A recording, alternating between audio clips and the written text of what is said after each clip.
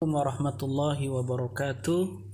Pada kesempatan pembelajaran hari ini kita akan melanjutkan pembelajaran yang kedua dalam sejarah kebudayaan Islam di kelas 6 ini, yaitu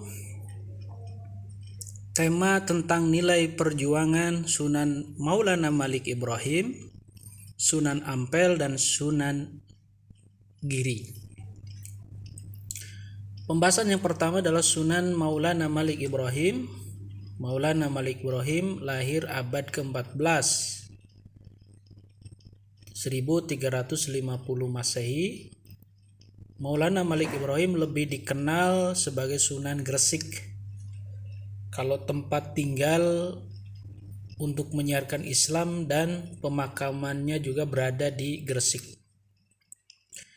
Di kalangan Wali Songo, Sunan Gresik disebut sebagai wali paling senior atau yang pertama.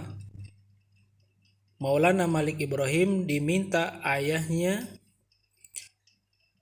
Barebat Jainul Alam agar merantau dan dakwah ke negeri selatan dan tiba di Gresik pada tahun 1392. Apa saja aktivitas dakwah Sunan Gresik ini? Pertama, yang dilakukan ketika itu adalah berdagang dengan cara membuka warung, dengan menyediakan kebutuhan pokok yang sangat murah. Dan Sunan Gresik juga adalah seorang tabib. Dia menyediakan diri untuk mengobati masyarakat secara gratis.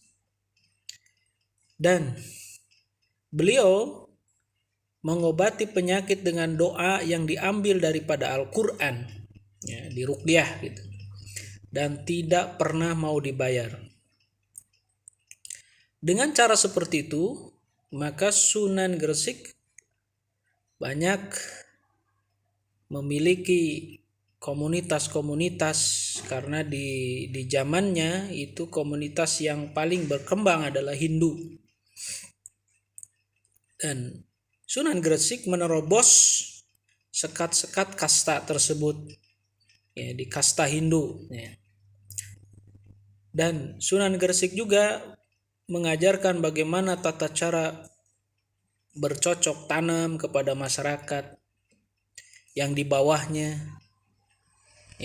Kemudian setelah banyak pengikutnya dalam berdakwah, Sunan Gresik mendirikan masjid dan pesantren serta mengajarkan Islam kepada murid-muridnya.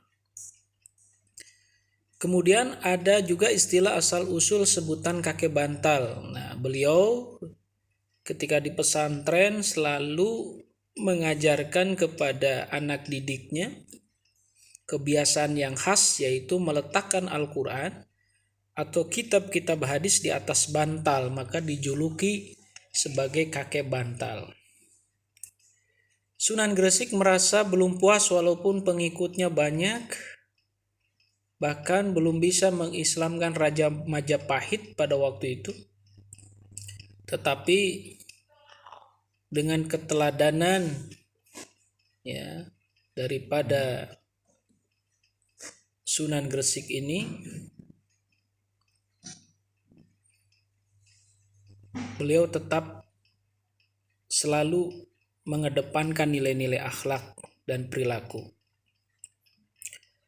Yang kedua, Sunan Ampel. Sunan Ampel itu disebut juga Raden Rahmat, tinggal di Ampel, Surabaya. Sekarang masih ada situs-situsnya Wali Songo itu. Sunan Ampel itu putra daripada Malik Ibrahim dengan seorang putri kerajaan Champa. Champa itu kalau sekarang di mana, Kamboja atau Myanmar. Sunan Ampel datang ke Majapahit atas permintaan Raja Majapahit. Tujuannya adalah untuk mendidik kemerosotan budi pekerti Raja Majapahit pada waktu itu. Sepeninggal ditinggalkannya Prabu Hayam Wuruk dan Gajah atau Pati Gajah Mada. Kejayaan Majapahit tinggal kenangan. Perang saudara di mana-mana, judi main perempuan, mabuk-mabukan menjadi sebuah kebiasaan bangsawan di kebanyakan pada waktu itu. Apa aktivitas dakwah Sunan Ampel?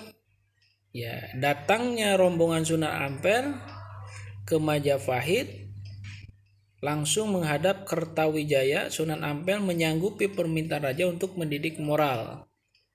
Sebagai hadiah, Sunan Ampel diberi tanah di Ampel Denta yang sekarang ada di Surabaya. Sejumlah 300 kepala keluarga diserahkan untuk dididik. Wah, meskipun raja menolak masuk Islam, Sunan Ampel diberi kebebasan mengajarkan Islam pada warga Majapahit asal tanpa paksaan. Sunan Ampel dinikahkan dengan Nyi Ageng Manila Putri Bupati Tuban. Sejak saat itu ia mendapat gelar Raden melekat di depan namanya. Kemudian teman-teman sekalian, di samping itu pula Sunan Ampel membangun langgar atau musola yang sederhana di Kembang Kuning. Ya, di Kembang Kuning di Surabaya juga ada situsnya sekarang. Ya. Kemudian Sunan Ampel juga membangun masjid sebagai pusat ibadah, juga sekarang situsnya ada di Surabaya. Dan cara menanamkan akidah syariat sangat memperhatikan kondisi masyarakat. Kata salat diganti dengan sembahyang. Artinya sembah dan hiang. Tempat ibadah tidak dinamai musola tapi langgar, mirip kata sanggar. Ya, sanggar. Penuntut ilmu disebut santri, berasal dari sastri, yaitu orang yang tahu buku suci agama Hindu. Metode Sunan Ampel adalah yang terkenal falsafahnya itu moh limo, yang artinya tidak akan melakukan 5 hal yang tercela. Moh main berarti nggak mau main, nggak mau judi.